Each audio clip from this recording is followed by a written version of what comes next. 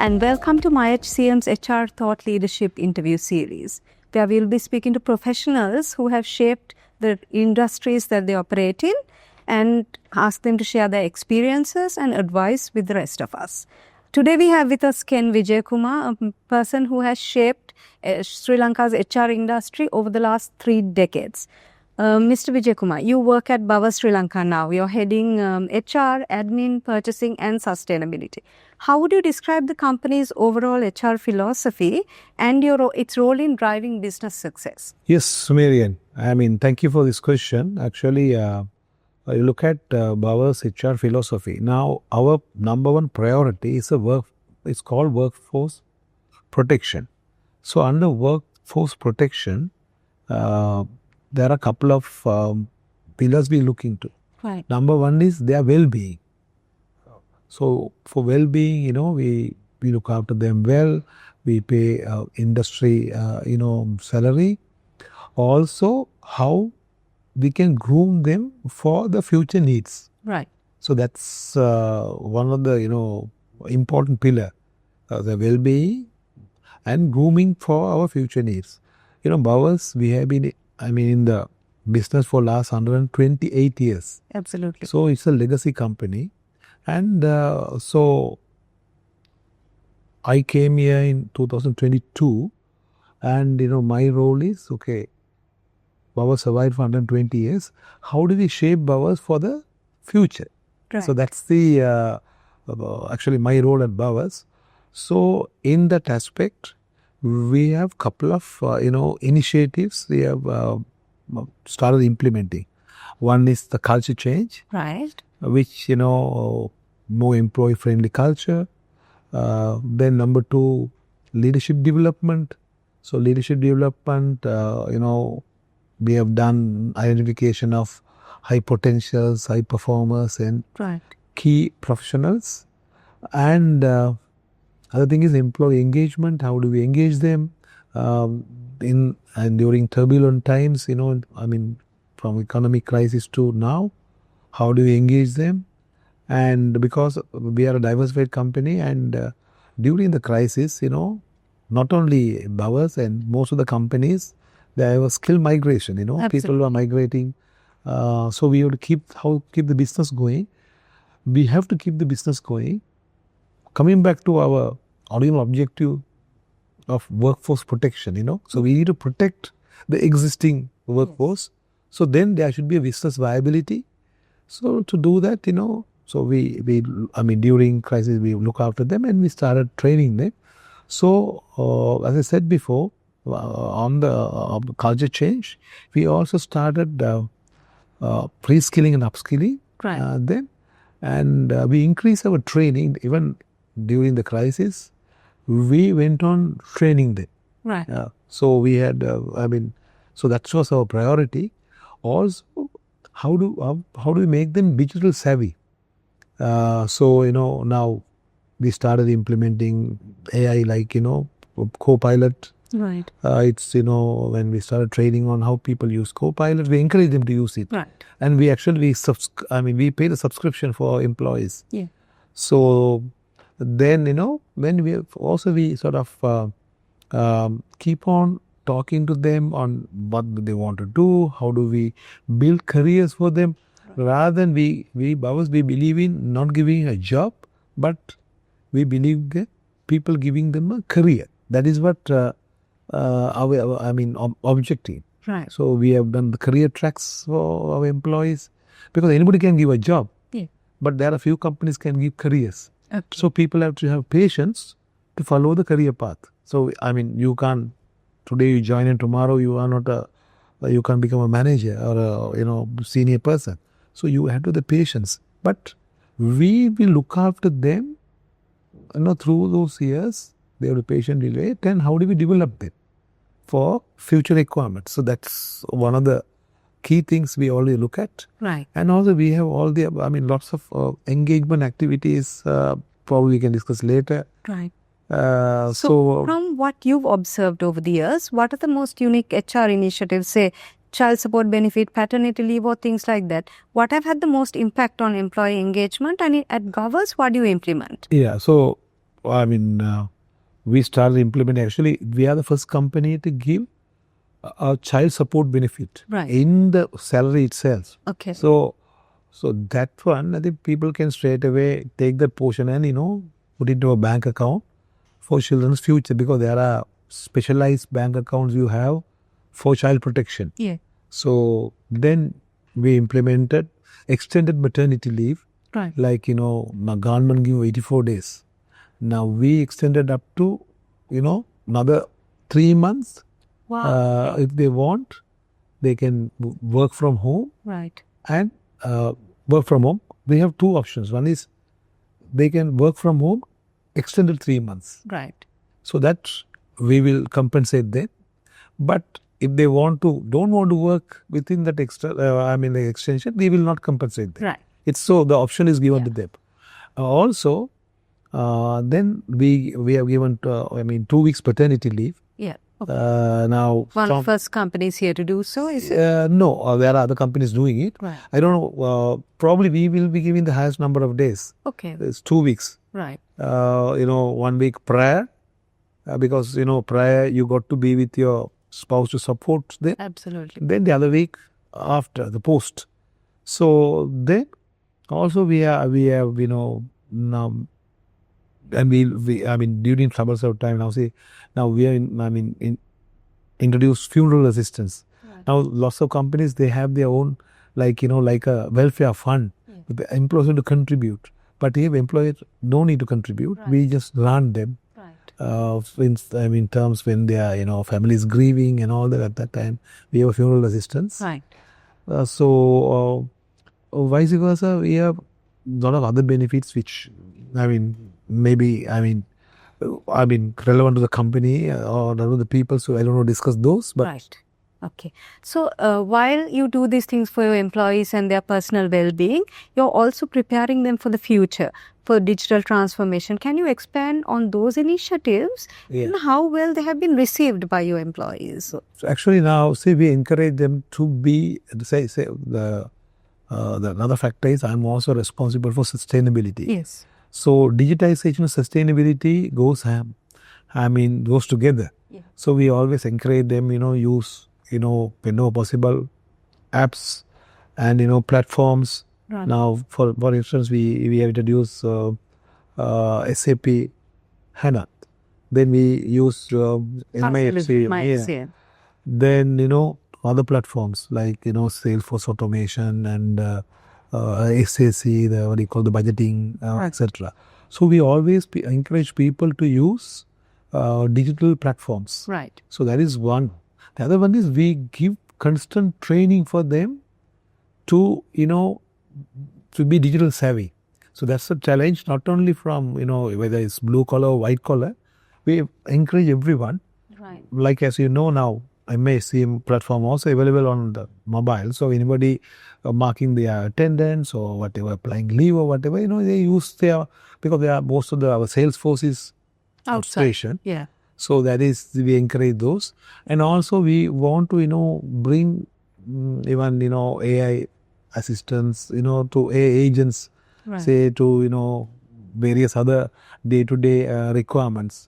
And we encourage them. Right. And we are sort of, slowly pushing people to go paperless, right, etc. So, in terms of the MiHCM solutions you have implemented, how have they transformed operations at Baurs? Actually, good question.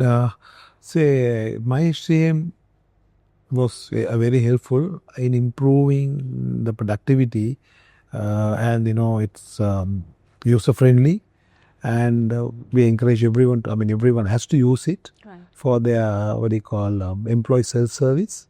So, which is we don't sort of take any outside like manual process on people's support.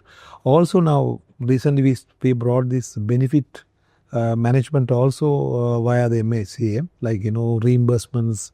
The benefit reimbursement, we have started implementing that, but we have to do some more work.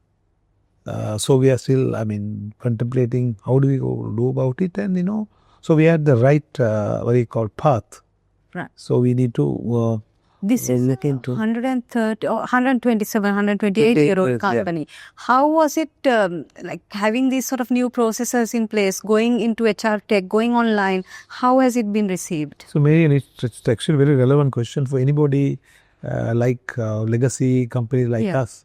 Say now, legacy companies, they have so much of manual systems and processes which had been in the system for a long time.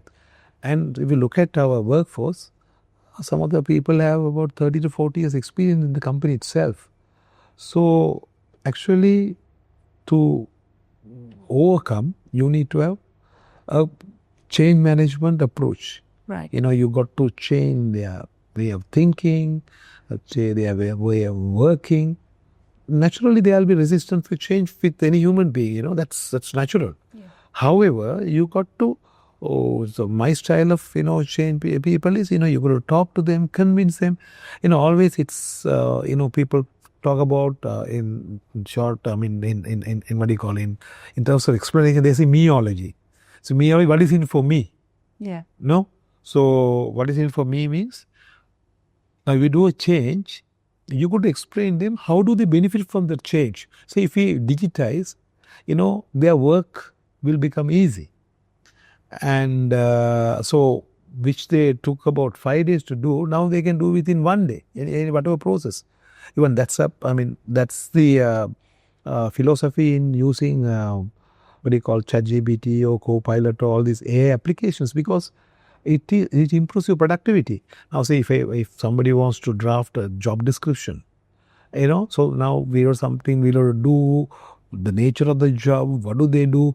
Sometimes you must go and do an observation, etc. Yeah. But here you just give a command.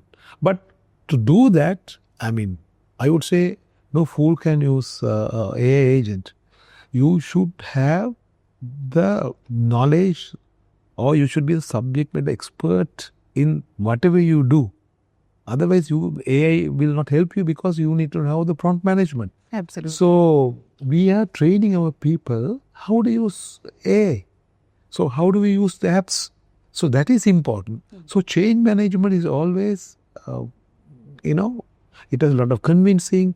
You got to tell them, what is in it for them? How do we benefit from that? How do the company benefit? We just simply say, no, from tomorrow we are going to implement this particular system. And people resist. Yeah. And people don't know. So that's how the many projects fail, because you don't engage people. You don't sort of explain them. So you got to have an approach. How do we convince an approach? So that's what Baurs we do. We do very gradually. We don't sort of, okay, some people say this is a project timeline and you got to finish this by this time. However, when working with people, that theory won't work, because when you change people's mindset, you can't set a timeline. You got to have patience. So a lot of people fail in implementation of change management. You force the change. But at Baurs, we don't force change. We engage, we involve them, we inspire them to do the change. Great. So Baurs operates across multiple sectors, right? It's a very broad footprint with an immense impact. Since you also had sustainability, can you tell us about Baurs' approach to sustainability? Okay, Baurs' approach, there again, sustainability shouldn't be a fad. A lot of people, we also did sustainability. We go and do a beach cleanup, or we will do, we'll go to a park or the road or clean. That is not, that is good. It may be CSR, but sustainability, you must have a plan or a philosophy, etc. So Baurs also, in the sense, we are not doing sustainability for the sake of doing it. So we first of all want to do, I think our first, initiative is to create awareness among employees. So we are at that stage now. Right. We have done some work on renewable energy. Now, I think this office, was heated. It's fully solar powered. Right. So we save about 20 to 30% of our electricity consumption from that. So, but that are the example to show people how do we do this. Currently, we are doing a lot of awareness. We have quizzes and competition to people to know what is sustainability. Now, otherwise, a lot of companies, they in the annual reports, they say, no, we have done this project, we have done that project. But do really people know what is sustainability? You just ask to any employee, God, what is sustainability? So they said, sometimes they say just fixing a solar power. Right. Oh, they will say, you don't do plastics. But that is not sustainability. Sustainability is, you use your resource carefully and save the resource for the future generation. That is sustainability. So currently what we are doing is, we are not doing anything very fancy. We are doing to inculcate that change in the people's mindset. That is the basic thing. We have started doing it. Also, we have also a member of UNGC, Global Compact. Right. So there are certain deliverables, and we need to do a reporting for that. So we started doing it, and so we are not rushing. We are just having because this is also relevant to what I said before. It's also you do the change management, sustainability is a mindset change. So it has to have a gradual approach. Right. So you're one of Sri Lanka's foremost HR business leaders. You have close upon 3 decades of experience, right? What advice would you give to aspiring HR leaders? Okay, great question. Again, so aspiring HR leaders, they should first of all, empathy is number one, any HR leader. And they should empathize with the employees, with the business as well. So any HR leader, first of all, they should understand in what business they are in. Right. If otherwise HR function is no more a support function. Absolutely. So HR is, now that's what, we always say HR is a strategic business partner. So you got to partner with the business and understand the business. I would say even we are not in a, currently also not Baurs, but you take Sri Lanka as a whole, HR people are not adding much value to the business. That's a complaint we hear from the CEOs. Right. So they should understand the business. How do we support in recruitment? How do we support in grooming people? How do we support in succession planning? So because there will not be HR if the business is not there. So how do we go and help business, which is important. So one, I would say understanding people is number one, as I said, empathy. Number two, understanding the business and to support the business. That is priority. And also number three, you got to be, a genuine HR person. HR person is not, HR job is not a popularity job. Okay. Some people think, okay, we always should do good things for people. However, you would help people and, look after the welfare, etc. But whilst doing that, you got to also educate them and align them to the business strategy. So which is, sometimes you got to take hard decision. Absolutely. So it is not, otherwise, if you want to please everybody, you can sell ice cream, not to do HR. True. Over the years, Ken, what are the values that have held you in good stead? Okay, my values. Okay, thank you. I'm very committed, and so that's number one, commitment. You got to have commitment. Whatever you do, then I do with passion. Somebody will give you something, an opportunity for you. I mean, bosses say sometimes, this is not HR, but you do some additional work. So I have taken that additional role always. Right. So which you learn, which is you learn. So always prepare to take additional responsibility. Sometimes, you don't get compensated for that. But nowadays people always think, okay, why should I do extra work? Am I compensated? No. You learn. Absolutely. By learning, you gain competencies and experience. Then that little add value. And also the other one is, so I said passion, commitment, and willing to take additional responsibility. The other one is, you got to be, genuine. You got to, genuine approach. It is not, be as yourself. You can have a role model. You can have, but you can imitate. You can have a role model. But you should not imitate somebody which you don't fit in. Yeah. Because you have some natural instincts. So you look at yourself, what are your natural traits, personality traits, or your abilities. So you work on those and improve, because you know that you have it. Yeah. Yeah. So you improve, you work on that. Okay. Thank you so much for joining us today. Thank you, Maria.